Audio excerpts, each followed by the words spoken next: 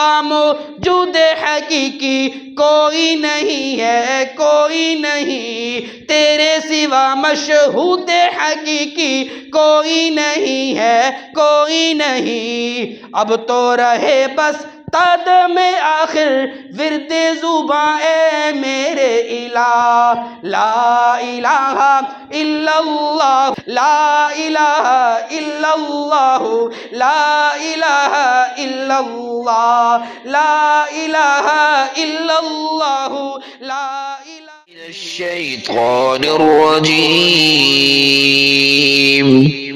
بسم اللہ الرحمن الرحیم۔ اللہ رب العزت نے انسان کے جسم میں ایک ٹکڑا ایسا بنایا ہے، جسم کا ایک حصہ اللہ رب العزت نے ایسا بنایا ہے کہ اس ٹکڑے کے بارے میں، اس جسم کے حصے کے بارے میں اللہ رب العزت ارشاد فرماتے ہیں کہ میرا بندہ یہ میرا گھر ہے۔ کیا فرمایا؟ فرمایا یہ میرا گھر ہے۔ بدن کے اس ٹکڑے کو دل کہتے ہیں۔ کیا کہتے ہیں؟ دل کہتے ہیں۔ فرمایا میرے بندو یہ جو تمہارا دل ہے یہ میرا گھر ہے، اس دل میں بستا ہوں۔ اللہ کا یہ گھر ہے، اللہ کی محبت اللہ اس دل میں بستے ہیں۔ یہ مسجد کیا ہے؟ یہ بھی اللہ کا گھر ہے۔ مسجد کیا ہے؟ اللہ کا گھر ہے۔ کیا کوئی مسلمان، کیا کوئی بچہ جو عقل مند ہو، کوئی نوجوان، کوئی بوڑھا،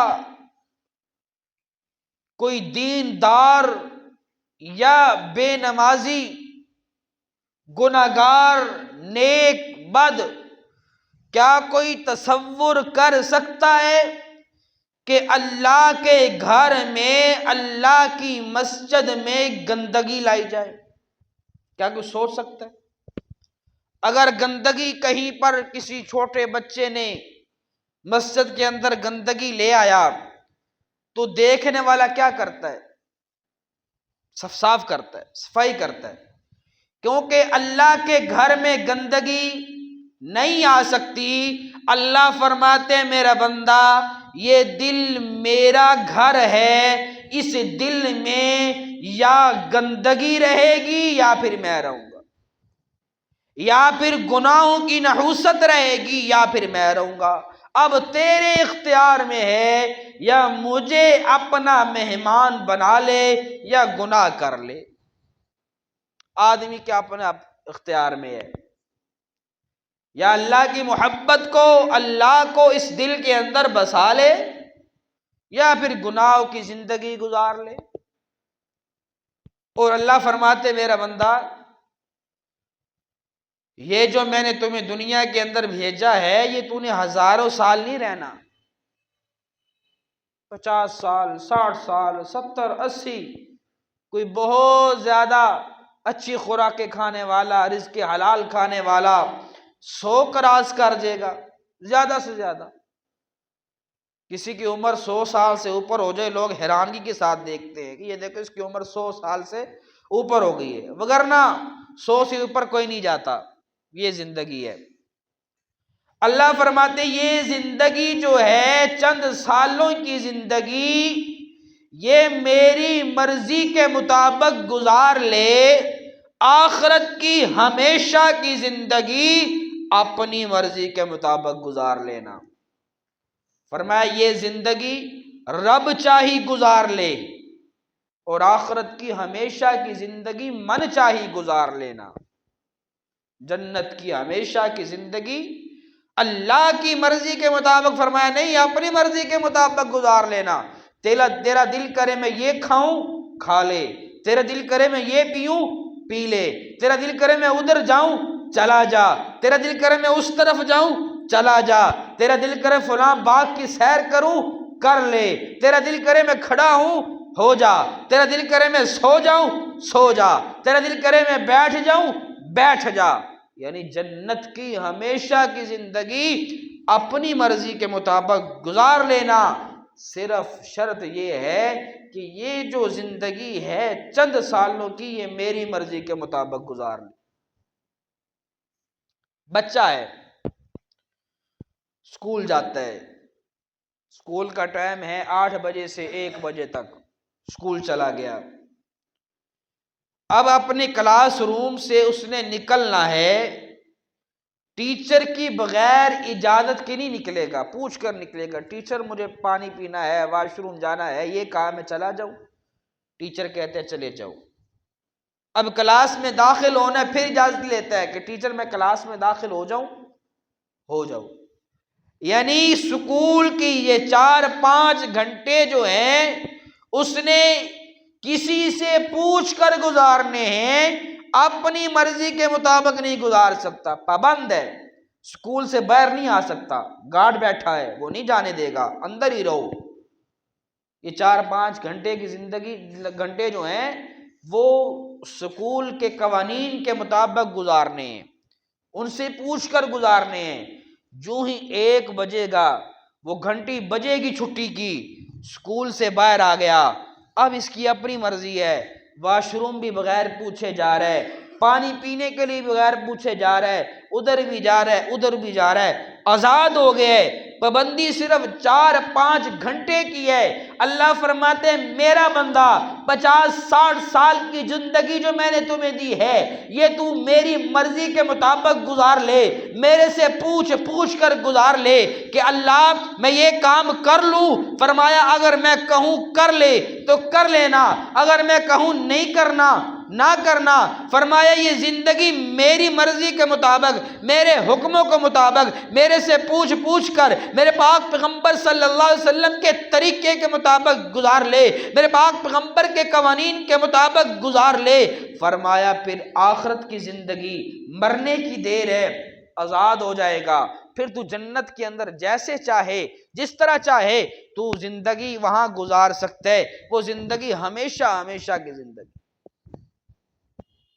اور فرمایا کہ آدمی جب گناہ کرتا ہے، گناہ کرنے کی وجہ سے اس دل پر ایک سیاہ دبا لگ جاتا ہے، دل پر ایک سیاہ دبا لگ جاتا ہے، آدمی توبہ کرتا ہے گناہ معاف ہو جاتا ہے، توبہ نہیں کرتا اور گناہ کر لیتا ہے ایک اور دبا لگ جاتا ہے، توبہ نہیں کرتا اور گناہ کرتا ہے اور دبا لگ جاتا ہے، کرتے کرتے یہ دل پورا سیاہ ہو جاتا ہے۔ فرمایا اب اس کو توبہ کی توفیق بہت کم ملتی ہے، جب پورا دل سیاہ ہو جائے پھر اللہ کی محبت اس دل سے نکل جاتی ہے، پھر اللہ کی محبت نہیں دل کے اندر رہتی، جب دل سارا کا سارا سیاہ ہو جائے پھر اللہ ناراض ہو جاتا ہے، پھر اللہ کا غضب آتا ہے، اللہ کی سزائیں ہیں، اللہ کے عذاب ہیں۔ ایک اللہ والے سے کسی آدمی نے پوچھا کہ اللہ والے ہم نے قرآن میں پڑھا، حدیثوں میں پڑھا کہ قومیں اللہ کی نافرمانی کیا کرتی تھی، ان پر عذاب آتا، کبھی پتھروں کی بارش ہو رہی ہے، کبھی زلزلے، کبھی ہوائیں، یہ اتنے عذاب کہ پوری کی پوری بستی، پوری کی پوری قوم ملیا میٹ ہو جاتی تھی، غرق ہو جاتی تھی۔ اللہ والے گناہوں میں ہم بھی ان کے پیچھے تو نہیں، ان سے پیچھے تو نہیں ہیں، گناہ ہمارے ان سے زیادہ ہیں، تو ہم پر اللہ کی ناراضگی، اللہ کا غضب، اللہ کا عذاب کیوں نہیں آتا؟ اللہ والے نے فرمایا اجتماعی عذاب نہیں آئے گا، کیونکہ آپ علیہ الصلوۃ والسلام کی دعا ہے کہ میری امت پہ اجتماعی عذاب اللہ نہ لائیے گا، اور دوسرا اللہ کا قانون ہے، اللہ کا حکم ہے کہ جس بستی کے اندر جس جگہ پر نبی موجود ہوگا، نبی کی موجودگی میں اللہ کا عذاب نہیں آئے گا، نبی کی موجودگی میں عذاب نہیں آئے گا۔ حضرت نوح علیہ السلام کی قوم پر عذاب آنے والا ہے، اللہ نے حضرت نوح علیہ السلام کو کیا کہا؟ یہاں سے نکل جاؤ، یہاں سے اپنے حواریوں کو لو، یہاں سے نکل جاؤ۔ آپ جائیں گے پھر عذاب آئے گا۔ حضرت لوط علیہ السلام کی قوم پہ عذاب آیا، اللہ نے کیا کہا؟ اے لوط یہاں سے نکل جائیے، جہاں تک آپ کی نبوت ہے اپنے علاقے سے نکل جائیے، آپ علاقے سے نکلیں گے پھر عذاب آئے گا۔ حضرت موسیٰ علیہ السلام کی قوم پہ عذاب آیا، پیغمبر اس بستی سے نکلے ہیں پھر عذاب آیا ہے۔ یعنی جب نبی موجود ہو، نبی کی موجودگی میں اللہ کا عذاب نہیں آیا کرتا۔ نبی جب اس علاقے سے اپنی نبوت کی جگہ سے باہر چلا جاتا ہے پھر اللہ کا عذاب آتا ہے۔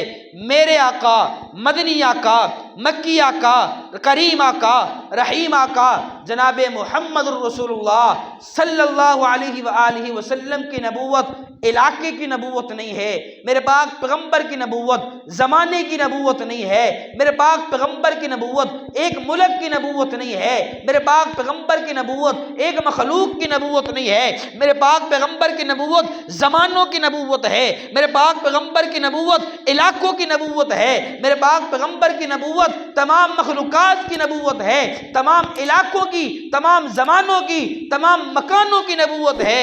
میرے آقا روض رسول میں موجود ہے، میرے آقا مدنی کے ہوتے ہوئے اس امت پہ اجتماعی عذاب نہیں آ سکتا ہے۔ تو بات کر رہا تھا، اللہ والے سے پوچھا کہ عذاب کیوں نہیں آتا؟ انہوں نے کہا اللہ انفرادی سزائیں دیتا ہے، اللہ کا انفرادی طور پر غضب نازل ہوتا ہے، اللہ کی ناراضگی ہوتی ہے۔ فرمایا ہمیں پتہ کیوں نہیں چلتا، محسوس کیوں نہیں ہوتا؟ فرمایا کیونکہ ہمارے دل مردہ ہو چکے ہیں، ہم محسوس نہیں کرتے۔ فرمایا اس لیے ہمیں محسوس نہیں ہوتا۔ تو اس نے پوچھا اللہ والے پھر بتائیے وہ کون سی علامات ہیں کہ جس سے ہمیں پتہ چل جائے کہ اللہ ہم سے ناراض ہے اور یہ اللہ کی طرف سے ہم پر عذاب ہے، اللہ کی طرف سے ہمیں سزا ہے۔ فرمایا یہ محسوس اس لیے نہیں ہوتی کہ آخرت کا عذاب دائمی عذاب ہے، بڑا عذاب ہے، اس عذاب کو دینے کے لیے اللہ اس دنیا میں عذاب چھوٹی چھوٹی سزائیں دے کر تیار کر رہا ہے۔ مثال کے طور پہ ایک عورت کھانا پکاتی ہے، گوشت پکانا ہے، اس نے چولہا جلایا، چولہا جلانے کے بعد اس کے اندر گھی، آئل، تیل وغیرہ ڈالا تو فوراً وہ گوشت نہیں ڈالتی، تھوڑا سا اس آئل کو، گھی کو گرم ہونے دیتی ہے کہ یہ گرم ہو جائے تو پھر گوشت مسالہ وغیرہ ڈالتی ہے تاکہ اچھی طرح گل سکے۔ اگر ابھی آئل گرم نہیں ہوا، ٹھنڈے آئل میں گوشت ڈال دیا وہ صحیح گلے گا نہیں۔ فرمایا اللہ اپنے بندے کو یہاں چھوٹے چھوٹی سزائیں دے کر آخرت کے بڑے عذاب کے لیے تیار کر رہا ہے۔ وہ اللہ کا غضب کیا ہے، سزائیں کیا ہے، اللہ کی ناراضگی کی وہ علامات کیا ہے۔ آئیے آج کے خطبہ جمعہ میں ہم وہ 13 علامتیں اگر پوری ہو سکی تو انشاءاللہ، ورنہ آئندہ جمعے پھر باقی علامات، وہ 13 علامتیں اللہ کی ناراضگی کی کہ ہمیں کیسے پتہ چلے گا کہ اللہ ہم سے ناراض ہے اور اللہ کا ہم پر عذاب نازل ہو رہا ہے۔ سنیے گا پھر غور کیجئے گا، کہیں ان میں سے کوئی علامت ہمارے اندر تو نہیں ہے، کہیں یہ کوئی بیماری ہمارے اندر تو نہیں ہے۔ اگر ہمارے اندر ان میں سے کوئی علامت پائی جاتی ہے، کوئی بیماری پائی جاتی ہے، فکر کرنی پڑے گی کیونکہ اللہ ہم سے ناراض ہو چکا ہے، یہ اللہ کا غضب نازل ہو رہا ہے۔ پہلی علامت فرمایا مناجات الہیہ کی لذت سے محرومی، اللہ رب العزت کا ذکر کرنے میں، اللہ کے سامنے دعائیں مانگنے میں، اللہ کی عبادت کرنے میں مزہ نہیں آتا، لذت نہیں آتی، سکون نہیں آتا۔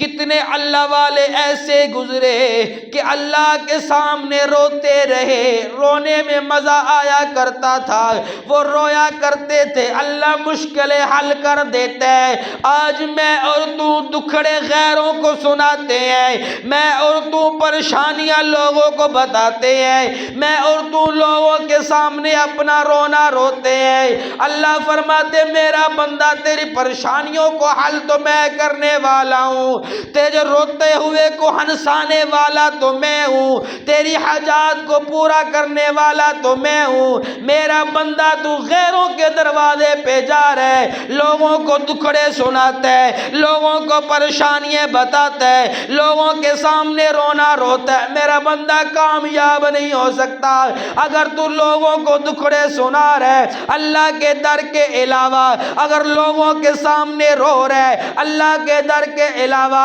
اگر لوگوں کے سامنے واویلا کر رہا ہے اللہ کے در کے علاوہ، تو سمجھ لے اللہ ناراض ہو چکا ہے۔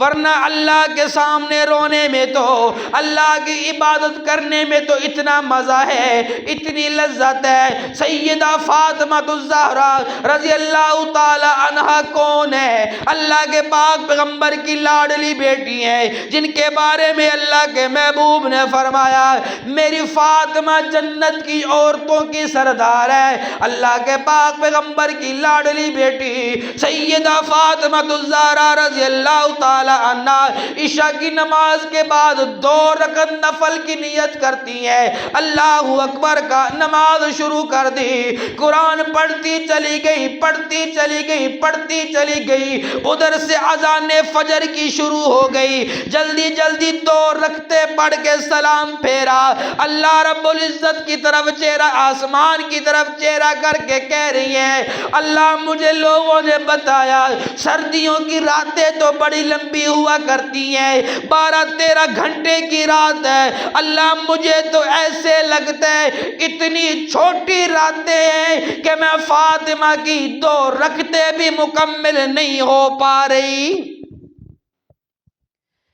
کیوں ایسی رات پوری رات اللہ کے سامنے کھڑے ہو کے اللہ کے سامنے مناجات کرتے گزار دیتے، کیونکہ ان کو لذت آیا کرتی تھی۔ سیدنا عثمان غنی رضی اللہ تعالی عنہ علماء کرام فرماتے ہیں قرآن پڑھنا شروع کرتے، پڑھتے پڑھتے والناس آ جاتی، قرآن پھر رکوع کیا کرتے تھے، یعنی 2 رکعتوں کے اندر پورا قرآن پڑھ دیا کرتے، کیونکہ ان کو مزہ آتا تھا۔ آج ہمیں لذت نہیں آتی، ہمیں مزہ نہیں آتا، ہم تو جلدی کرتے ہیں کب سلام پھیرے واپس چلے جائیں، کب چلے جائیں۔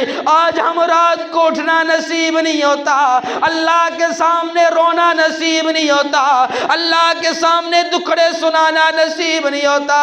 اللہ فرماتے میرے بندو یہ میری ناراضگی کی علامت ہے۔ فرمائیے میری ناراضگی کی علامت ہے، جو تمہیں لذت نہیں نہ آ رہی، میرے سامنے رونے میں مزہ نہیں آ رہا، میری عبادت میں مزہ نہیں آ رہا، تو سمجھ لو کہ میں ناراض ہوں۔ اللہ کی نافرمانی کر کر کے ہم نے اللہ کو ناراض کر لیا۔ دوسری علامت اللہ کی ناراضگی کی، فرمایا دوسری علامت قساوت قلبی، یعنی دل کا سخت ہو جانا۔ آج ہمارے دل اتنے سخت ہو چکے، ہمارے سامنے قبر کے عذاب کا ذکر کیا جائے، ہمارے سامنے جہنم کے انگاروں کا ذکر کیا جائے، ہمارے سامنے موت کی سختی کا ذکر کیا جائے، لیکن ہمارے دل نرم نہیں ہوتے، ہماری آنکھ سے آنسو نہیں بہتا۔ علامہ ابن قیم رحمۃ اللہ علیہ بھی لکھ گئے ہیں جو دل کی بیماریوں کی علامات ہے، جو دل کے مردہ ہونے کی علامات ہے، ان میں ایک علامت قساوت قلبی ہے، یعنی دل کا سخت ہونا۔ آج ہمارے دل اتنا سخت ہو چکے، اللہ کے عذابوں کا ذکر کیا جا رہا ہے، لیکن ہماری آنکھوں سے آنسو نہیں بہتے، ہماری آنکھوں سے 2 آنسو نکلے، مسجد کے اندر نکلے، لیکن مسجد کا دروازہ پار کیا، پھر وہی چغلیاں ہو رہی ہیں، پھر وہی غیبتیں ہو رہی ہیں، پھر وہی اللہ کی نافرمانیاں ہو رہی ہیں، پھر وہی اللہ کے حکموں کو توڑا جا رہا ہے، پھر وہی نبی علیہ السلام کے حکموں کو توڑا جا رہا ہے۔ فرمایا دل ہمارے سخت ہو چکے، اتنے سخت ہو چکے کہ ہمارے سامنے جتنا بھی اللہ کے عذابوں کا ذکر کیا جائے، جتنا بھی اللہ کے سامنے پیش ہونے کا ذکر کیا جائے، ہماری آنکھ سے آنسو نہیں بہتا۔ آج دیکھ لیجئے ہمارے دل سخت ہوئے ہیں کہ نہیں ہوئے؟ کیا ہمارے سامنے وہ میاں والی کی 2 دن کی بچی ہے، 6 دن کی بچی جس کے باپ نے 6 گولیاں مار کر قتل کر دیا، کیا ہمیں واقعہ علم نہیں ہے؟ کیا لاہور شہر کے اندر 6 سالہ بچی کو زنا کر کے قتل کر دیا گیا؟ کیا ہمارے سامنے واقعہ نہیں ہے؟ روزانہ خبروں کے اندر واقعات بھی پڑھتے ہیں، لیکن ہمارے دل اتنے سخت ہیں، ہمیں اثر نہیں ہوتا، ہمیں احساس نہیں ہوتا، کیونکہ ہماری بچی نہیں تھی، کیونکہ ہماری بیٹی نہیں تھی، کیونکہ ہماری بہن تو نہیں تھی، وہ کسی کی بیٹی تھی، وہ روئے میں کیوں روں؟ ہائے ہمارے سامنے ہمارے دل اتنے سخت ہو چکے۔ فلسطین کے اندر کیا ظلم ہوا، حماس کا کیا ظلم ہوا، غزہ کے اندر کیا ظلم ہوا، ہم نے سب کچھ دیکھا۔ کشمیر کے اندر بچوں کے ساتھ کیا کچھ کیا گیا، سب کچھ ہم نے دیکھا، لیکن ہمارے کانوں پر جو تک نہیں رینگتی، ہمارے دل اتنے سخت ہو چکے۔ وجہ کیا ہے؟ وہ بچے ہمارے تو نہیں ہے نا، وہ بھائی ہمارے تو نہیں ہے نا، وہ بیٹیاں ہماری تو نہیں ہے نا، وہ بہنیں ہماری تو نہیں ہے نا۔ ہے افسوس، جب تک ہماری بچی کے ساتھ ظلم نہ ہو، ہماری بہن کے ساتھ ظلم نہ ہو، کیوں ہمارے دل اتنے سخت ہو چکے؟ کیونکہ ہم اللہ کی نافرمانی کر کر کے، اللہ کے حکموں کو توڑ توڑ کر اللہ کو ناراض کر چکے ہیں۔ ہم نے اللہ کو ناراض کر دیا ہے۔ فرمایا دوسری علامت یہ ہے کہ دل سخت ہو چکا ہے، اس دل کو کچھ اثر ہی نہیں ہوتا، جو کچھ مرضی اس کے سامنے ہو جائے، جو کچھ مرضی بتا دیا جائے، اس کو کچھ اثر نہیں ہوتا۔ تیسری علامت اللہ کی ناراضگی کی۔ فرمایا تیسری علامت نیکیوں کی توفیق نہ ملنا۔ آج ہم خوش نصیب ہیں، 5 وقت کی نماز پڑھ لیتے ہیں، اللہ کا شکر ادا کیجئے، لیکن فرض تو ادا کر لیے، سنتیں پڑھنے کی توفیق نہیں ملتی، سنتیں پڑھ لی، نفل پڑھنے کی توفیق نہیں ملتی، نفل بھی پڑھ لیے، سنتیں غیر موقدہ پڑھنے کی توفیق نہیں ملتی۔ اگر ہم نے 5 نمازوں کی رکعتیں پوری کر لی، لیکن اشراق چاشت کی توفیق نہیں ملتی، تہجد اوابین کی توفیق نہیں ملتی، یعنی چھوٹی چھوٹی نیکیاں نفلی عبادات کرنے کی توفیق نہیں ملتی۔ وجہ کیا ہے؟ وجہ یہ ہے کہ اللہ ہم سے ناراض ہو چکا ہے۔ فرمایا نیکیوں کی توفیق نہیں ملتی جب اللہ ناراض ہوتا ہے، یہ اللہ تعالیٰ کی طرف اللہ کا غضب ہے، اللہ کی طرف سے یہ سزا ہے۔ اگلی علامت، چوتھی علامت، فرمایا تلاوت قرآن کریم سے غفلت۔ آپ کہیں گے مولوی صاحب ہم 5 نمازیں پڑھتے ہیں، نمازوں کے اندر سورہ فاتحہ بھی تو اللہ کا قرآن ہے، سورہ اخلاص پڑھتے ہیں، سورہ اخلاص بھی اللہ کا قرآن ہے۔ ہاں بالکل اللہ کا قرآن ہے، لیکن سوچو تو صحیح نا، کتنے دن ہو گئے بلکہ کتنے ماہ ہو گئے ہم نے اللہ کا قرآن ہاتھ میں پکڑا ہو، اللہ کا قرآن ہاتھ میں پکڑ کر چوما ہو، اس کو کھولا ہو، دیکھ کر پڑھا ہو، نہیں پڑھتے کیونکہ اللہ ہم سے ناراض ہو چکا ہے۔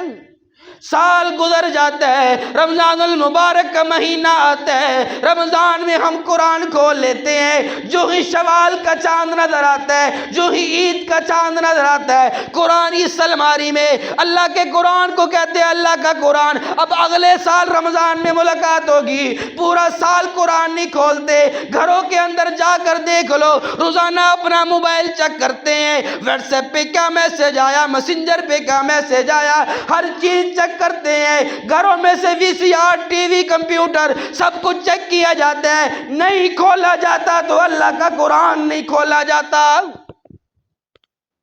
فرمایا اللہ کی ناراضگی کی علامت ایک یہ ہے کہ تلاوت قرآن کریم سے غفلت۔ آج ہم غفلت برت رہے ہیں، کھولنے کا دل ہی نہیں کرتا، پڑھنے کا دل ہی نہیں کرتا۔ اللہ اکبر کبیرہ، ہم کس سمت جا رہے ہیں؟ یہ اللہ کی طرف سے عذاب ہے، اللہ کا غضب ہے، اللہ کی طرف سے دنیا کے اندر سزائیں ہیں، اللہ کی ناراضگی کی علامات ہیں۔ 5ویں چیز فرمایا تہجد سے محرومی۔ جتنے نیک ولی گزرے ان میں سے ہر آدمی تہجد کی نماز پڑھا کرتا تھا۔ آج ہمارے گھروں کے اندر ہم بھی اگر تہجد کی نماز شروع کر دیں، اور دوسری بات جو میں ہر جمعے میں کہتا ہوں کہ رزق حلال گھر کے اندر آئے، تو پھر گھر کے اندر دیکھیے گا کیسے سکون آئے گا۔ تہجد کی نماز ایسی نماز ہے، فرمایا یہ براہ راست اللہ سے ملاقات کا ذریعہ ہے۔ فرض نمازیں جو پڑھی ہیں یہ بھی اللہ سے ملاقات کا ذریعہ ہے، لیکن تہجد کی نماز فرماتے علماء کرام یہ خصوصی اللہ سے ملاقات کا ذریعہ ہے کہ پریشانی مصیبت جو آئے تہجد میں اللہ کے سامنے رو لو، دیکھنا کیسے اللہ وہ پریشانی کو حل کرے گا، کیسے اللہ اس مصیبت کو دور کرے گا۔ تو تہجد سے محرومی، آج ہم میں سے کئی بزرگ ایسے ہیں خوش نصیب ہیں جو تہجد کی نماز پڑھتے ہیں، لیکن کتنے میرے آپ جیسے نوجوان ایسے ہیں جن کو سوائے رمضان کے تہجد کی نماز توفیق نہیں ملتی۔ ہمیں سوچنا پڑے گا، یہ اللہ کی ناراضگی کی علامت ہے، اللہ کے غضب کی علامت ہے کہ تہجد کی نماز جو ہے وہ ہمیں نہیں مل رہی۔ چھٹی چیز فرمایا نیکیوں کے موسم بہار کی ناقدری، یعنی جب نیکی کا موقع آیا ہم نے وہ نیکی نہ کی، وقت گزار دیا۔ مثال کے طور پر شوال کے 6 روزے آئے ہم نے نہ رکھے، گزار دیے۔ ذی الحجہ محرم کو روزے آئے ہم نے وہ نہ رکھے۔ سوار جمعرات کا روزہ آیا ہم نے وہ نہ رکھا۔ 13 14 15 اسلامی تاریخ کا روزہ آیا ہم نے وہ نہ رکھا۔ یعنی اللہ رب العزت کی طرف سے نفلی عبادات جو ہوتی ہیں ہم وہ دور بھاگتے رہے۔ ہم نے اشراق کبھی نہ پڑھی، چاشت کبھی نہ پڑھی، اوابین کبھی نہ پڑھی۔ اگر ہمیں کوئی نیکی کا موقع مل رہا ہے ہم وہ نیکی نہیں کرتے۔ نیکیوں کے موسم بہار کی نیکی کا موقع ملتا ہے لیکن ہم گناہ کرتے جاتے ہیں، اللہ کی طرف سے جو موقع ملا اس کو ضائع کر دیتے ہیں۔ رمضان میں تو روزے رکھتے ہیں، بہت سارے حضرات رکھتے ہیں، لیکن کیا پورا سال کیا رمضان کے صرف روزے ہیں؟ رمضان کے علاوہ روزے نہیں ہیں۔ سوار اور جمعرات کا روزہ سنت ہے، 13 14 15 کا روزہ سنت ہے، اور شوال کے روزے سنت ہیں، ذی الحجہ محرم کے روزے سنت ہیں، نفل ہیں، ان کو بندہ پڑھے رکھے روزے۔ نفلی عبادات اتنی زیادہ ہیں وہ کرے، نہیں کرتے کیونکہ ہم کر سکتے ہی نہیں۔ وجہ کیا ہے؟ اللہ ناراض ہے۔ جب اللہ ناراض ہوگا تو اللہ پھر توفیق نہیں دے گا، اللہ توفیق نہیں دے گا۔ پھر ہم کوشش بھی کرتے رہیں، جب تک اللہ کو راضی نہیں کریں گے اس وقت تک یہ توفیق نہیں ملے گی۔ آگے فرمایا 7ویں چیز بڑی اہم ہے، فرمایا عبادت کو بوجھ سمجھ کر کرنا، عبادت کو بوجھ سمجھنا۔ اللہ اکبر۔ کیا ہمارا نماز میں دل لگتا ہے؟ کیا نماز پڑھنے میں مزہ آتا ہے؟ نہیں آتا۔ اس بات سے اندازہ لگائیں اگر نماز 2-4 منٹ امام لیٹ ہو جائے ہم برداشت نہیں کرتے۔ میں صرف یہاں کی بات نہیں کر رہا، پوری دنیا کی بات کر رہا ہوں۔ کہیں پر بھی یہ انتظار جو ہے ہمیں بوجھ محسوس ہوتا ہے۔ ہم کیوں انتظار کریں؟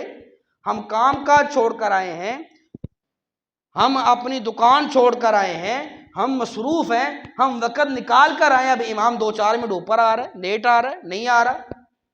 یہ بوجھ محسوس کرنا، اچھا نہ سمجھنا، فرمایا یہ بھی اللہ کی ناراضگی کی علامت ہے کہ ہم اللہ کی عبادت کو بوجھ سمجھتے، جلدی جلدی پڑھیں بس۔ ہم نے سنت فرض پڑھ لیے، اگر کبھی نماز تھوڑی سی لمبی ہو جائے، اتنی لمبی نماز کیوں پڑھا دی؟ اچھا نہیں لگتا، قرات زیادہ کیوں کرتے، ہم سے کھڑا نہیں ہوا جاتا۔ یعنی عبادت کو بوجھ سمجھنا، اگر کہیں پر بیان درس تھوڑا سا لمبا ہو جائے وہ اچھا نہ سمجھنا، یہ اللہ کی ناراضگی کی علامت ہے، اللہ کے غضب کی علامت۔ اچھا نہ سمجھنا، بوجھ سمجھنا، نماز پڑھتے ہوئے مزہ نہیں آتا، ذکر کرتے ہوئے مزہ نہیں آتا، فرمایا یہ اللہ کی ناراضگی کی علامت ہے۔ اگلی چیز فرمایا 8ویں، ذکر الہی سے لاپرواہی۔ آپ کہتے ہیں ہم نے نماز پڑھی، نماز پڑھنے کے بعد ہم نے اللہ اکبر بھی کہا، سبحان اللہ بھی کہا، استغفر اللہ بھی کہا، یہ بھی تو اللہ کا ذکر ہے۔ ہاں بے شک یہ اللہ کا ذکر ہے، نماز پڑھنا بھی اللہ کا ذکر ہے، قرآن پڑھنا بھی اللہ کا ذکر ہے، سبحان اللہ بھی اللہ کا ذکر ہے، لا الہ الا اللہ بھی اللہ کا ذکر ہے، اللہ اللہ کرنا بھی اللہ کا ذکر ہے۔ لیکن مجھے بتاؤ تو صحیح نا، 24 گھنٹوں کے اندر ہم نے کتنی تسبیحیں پڑھی؟ علماء کرام فرماتے ہیں اللہ کا ذکر کثرت سے کیا کرو۔ میں نے پوچھا کثرت کسے کہتے ہیں؟ فرمایا کم از کم 300 مرتبہ اللہ کا ذکر کرنا، 300 مرتبہ، اس کو کثرت کہتے ہیں۔ ہم میں سے کون آدمی ہے جو 300 مرتبہ تیسرے کلمے کی تسبیح پڑھتا ہو؟ ہم میں سے کون آدمی ہے جو 300 مرتبہ استغفر اللہ پڑھتا ہو؟ اللہ کے پاک پیغمبر صلی اللہ علیہ وآلہ وسلم نے ارشاد فرمایا افضل الذکر لا الہ الا اللہ، سب سے افضل ذکر لا الہ الا اللہ ہے۔ ہم میں سے کون ہے جو 300 مرتبہ روزانہ لا الہ الا اللہ کا ذکر کرتا ہو؟ اب آئیے ذرا اللہ کا ذکر کیجئے۔ لا الہ الا اللہ کا سب سے افضل ذکر ہے، اس کا ذکر کیجئے مل کے۔ اشعار کے اندر بہت بڑے اللہ والے گزرے ہیں، ان کے یہ اشعار ہیں، کہتے ہیں یار رہے یا رب تو میرا اور میں تیرا یار رہوں، یار رہے یا رب تو میرا اور میں تیرا یار رہوں، مجھ کو فقط تجھ سے ہو محبت، خلق سے میں بیزار رہوں، مجھ کو فقط تجھ سے ہو محبت، خلق سے میں بیزار رہوں، ہر دم ذکر و فکر میں تیرے مست رہوں، سرشار رہوں، ہر دم ذکر و فکر میں تیرے مست رہوں، سرشار رہوں، ہوش رہے نہ مجھ کو کسی کا تیرا مگر ہوشیار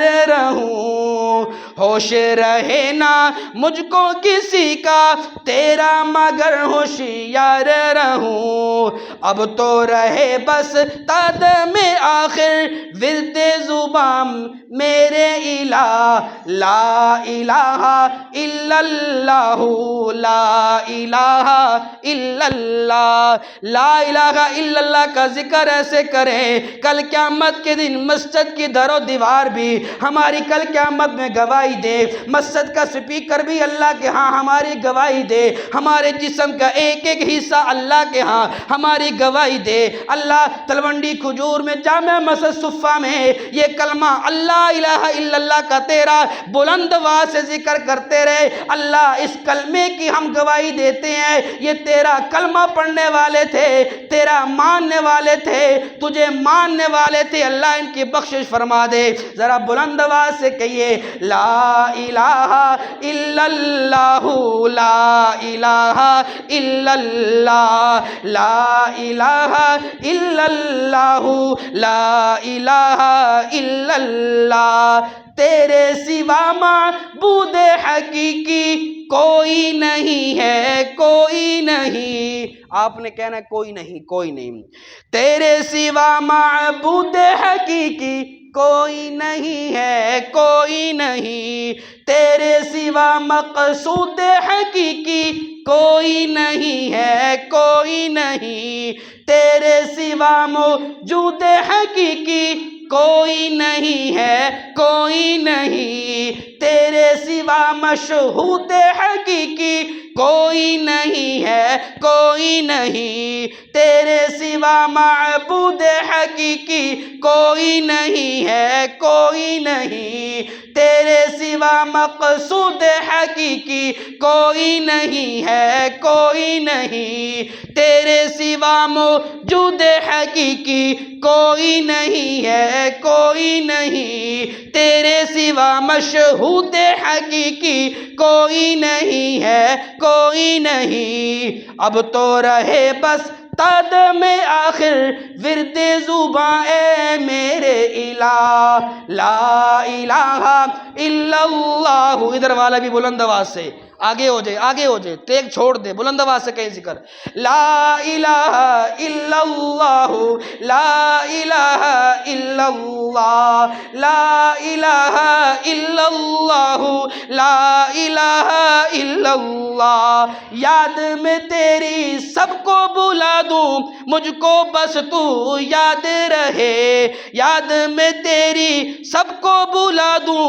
کوئی نہ مجھ کو یاد رہے، تجھ پر سب گھر بار لٹا دوں، خانہ دل آباد رہے، تجھ پر سب گھر بار لٹا دوں، خانہ دل آباد رہے، سب خوشیوں کو آگ لگا دوں، غم سے تیرا دل شاد رہے، سب خوشیوں کو آگ لگا دوں، غم سے دل تیرا میرا شاد رہے، سب کو نظر سے اپنی گرا دوں، تجھ سے فقط فریاد رہے، اب تو بس قدم آخر ورد زباں اے میرے الہ، لا الہ الا اللہ، لا الہ الا اللہ، لا الہ الا اللہ، لا الہ الا اللہ۔ فرمایا 300 مرتبہ کم از کم لا الہ الا اللہ کی تسبیح بھی ہونی چاہیے، استغفر اللہ کی بھی تسبیح ہونی چاہیے، درود شریف کی بھی تسبیح ہونی چاہیے، لیکن ہم کتنے بد نصیب لوگ ہیں، کتنے کتنے دن گزر جاتے ہیں، ہم اللہ کا نام لینے کے لیے بھی تیار نہیں ہوتے۔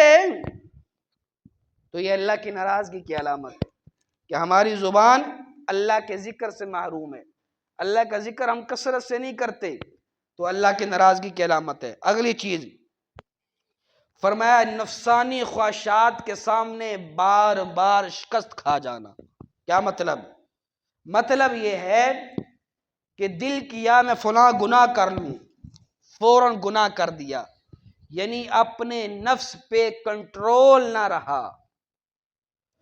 اس دل نے کہا میں چوری کر لوں، فوراً چوری کر لی، نفس پہ کنٹرول نہ رہا۔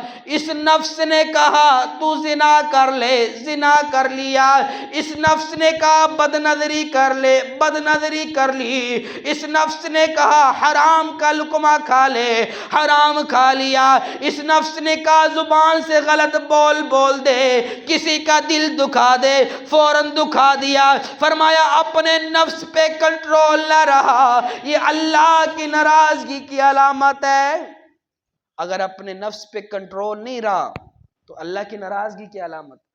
دو دشمن ہیں انسان کے بڑے، ایک انسان کا اپنا نفس ہے اور دوسرا شیطان ہے۔ اگر آدمی اپنے نفس پہ کنٹرول کرنا سیکھ لے تو پھر شیطان پہ کنٹرول کرنا بڑا آسان ہو جائے گا۔ علماء کرام فرماتے ہیں اگر یہ نفس پہ کنٹرول کرنے کا طریقہ کیا ہے؟ فرمایا اگر کوئی گناہ ہو جائے فوراً یہ اپنے ارادہ کرے کہ جب بھی گناہ ہوگا میں 100 رکعت نفل پڑھوں گا، یہ وعدہ کر لے، تہیہ کر لے۔ گناہ ہو گیا فوراً مصلی بچھائے، نفل شروع کر دے، 100 رکعت نفل، اپنے آپ کو مشقت میں ڈالے، ٹھنڈے پانی سے وضو کرے اور پھر رکھتے شروع کر دے اور خشوع و خضوع سے پڑھے۔ ایک وقت آئے گا نفس جو ہے نفس پہ کنٹرول ہو جائے گا۔ کیوں کنٹرول ہوگا؟ کہ جب بھی یہ گناہ کرتا ہے اس ایک چھوٹے گناہ کے بدلے اتنی زیادہ عبادت کر جاتا ہے کہ اس گناہ کے بجائے اللہ تعالیٰ نیکیاں لکھ رہے ہیں۔ چھوٹا سا گناہ ہو 100 رکعت نفل پڑھنے، پہلے 10 رکعت نفل سے شروع کرے، پھر 20 سے 30 سے، ایک وقت آئے گا کہ اپنے نفس پہ آدمی کو کنٹرول ہوگا۔ 10ویں چیز فرمایا دنیا کی محبت۔ اس دل کے اندر یا دنیا کی محبت رہے گی یا اللہ کی محبت رہے گی، دونوں چیزیں اکٹھی نہیں ہو سکتی۔ فرمایا جس دل کے اندر دنیا کی محبت ہوگی اللہ کی محبت نہیں آ سکتی، اور جس دل کے اندر اللہ کی محبت ہوگی دنیا اس کے پیچھے پیچھے بھاگے گی، بندہ آگے آگے بھاگے گا، بندہ دنیا سے دور بھاگے گا لیکن دنیا اس کے پیچھے ایسے آئے گی۔ ایک چیز کی خواہش دل کے اندر پیدا ہوئی، اللہ نے پوری کر دی، لیکن جب آدمی دنیا کو آگے کرتا ہے، دنیا کے پیچھے بھاگتا ہے، پھر دنیا آگے آگے نکلتی ہے، دنیا ہاتھ میں نہیں آتی۔ جب اللہ کی محبت دل میں آ جائے گی، جب اللہ کی محبت غالب آئے گی، پھر دنیا کی محبت پیچھے رہے گی، آدمی کے ہتھے آئے گی لیکن آدمی اس کو منہ بھی نہیں لگائے گا۔ اللہ کا قرآن اسی کو کہتا ہے الہاکم التکاثر حتی زرتم المقابر۔ یہ دنیا کی محبت ایسی غلیظ محبت ہے، دنیا کی محبت ایسی گندی محبت ہے کہ آدمی کو قبر کے اندر پہنچا دے گی، دنیا کی محبت ختم نہیں ہوگی۔ میں نے کہا میں بات سمجھا نہیں، علماء کرام ذرا بتا دیجئے، ذرا سمجھا دیجئے۔ کہنے لگے کیا تم نے اپنے علاقے تلونڈی کھجور والی میں دیکھا نہیں، باپ دنیا سے گیا، سکے بیٹے آپس کے اندر لڑنا شروع کر دیا کہ یہ میری جائیداد ہے، یہ میری زمین ہے، باپ میرے نام کر کے گیا، دوسرا بھائی کہتے نہیں نہیں یہ میرے نام کر کے گیا، بندہ تو قبر کے اندر چلا گیا، لیکن سکے بیٹے آپس کے اندر لڑ رہے ہیں، سکے بیٹے آپس کے اندر ایک دوسرے کا گریبان پکڑے ہوئے ہیں۔ یہ میں بات ایسے نہیں کر رہا، میری آنکھوں کے سامنے کا واقعہ ہے۔ میں نماز پڑھا کر فارغ ہوا، نماز پڑھانے کے بعد فارغ ہوا، چھوٹے بھائی نے بڑے بھائی کے گریبان سے پکڑ کر اس کو کھڑا کیا، تماچے مارنے مسجد کے اندر شروع کر دیے۔ میں نے کہا کیا ہوا؟ کہنے لگا اماں یہ مکان میرے نام کر کے گئی تھی، میرا بھائی قبضہ کر کے بیٹھا ہے، مجھے نہیں دے رہا۔ میں نے بڑی پنچایتیں بھی گیا، بڑی پنچایتوں میں بھی گیا، لیکن یہ کسی کی بات نہیں مانتا۔ آج مسجد کے اندر میں اس لیے تماچے مار رہا ہوں تاکہ اس کو شرم آئے۔ ایسا ہو رہا ہے کہ بھائی بھائی کا دشمن بن گیا۔ ایک جگہ پر میں نے جنازہ پڑھایا، ایک بھائی سکے بھائی کا جنازہ پڑھنے کے لیے تیار نہیں تھا۔ وجہ یہ تھی کہ یہ زمین جائیداد میرا حصہ تھا، یہ بھائی نے قبضہ کیا ہے۔ تو فرمایا دنیا کی محبت ایسی ہے کہ آدمی قبر کے اندر چلا جاتا ہے لیکن وہ محبت پیچھے منتقل ہو جاتی ہے۔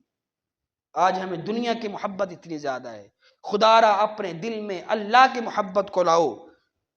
اگلی دو تین چیزیں رہتی ہیں، صرف وہ پوائنٹ بیان کر دیتا ہوں۔ ایک ہے کبیرہ گناہوں کو ہلکا سمجھنا۔ آج ہم کبیرہ گناہوں کو معمولی سمجھتے ہیں، جھوٹ کو تو ہم کو سمجھتے نہیں ہیں۔